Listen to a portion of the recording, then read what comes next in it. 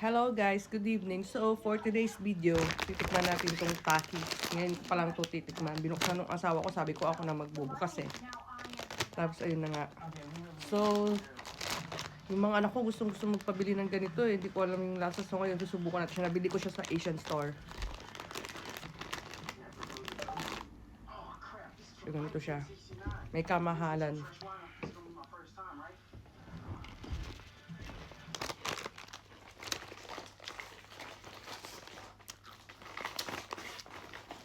Masarap siya, may pagka-asim-asim na maalat. Naka-roll siya chips. Kaya siguro may pagkamahal to. Okay siya.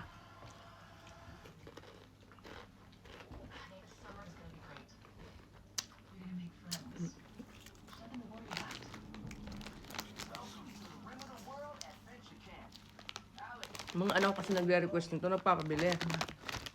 Kaya na-curious ako, ano yung Takis? So, sinearch ko siya. Ayun, binili ko. Naghanap ako ng ganito. So, ito na nga pala yun. Ganito pala lasa nito. Mas masarap pa rin yung cheesy ng Pilipinas. Alam niyo ba yun? Yun ang pinaka-the best na chips sa akin.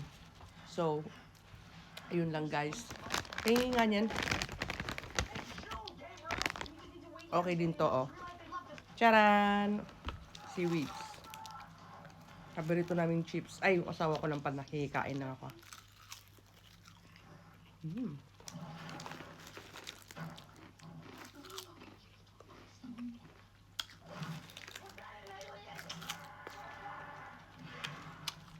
So, yun lang.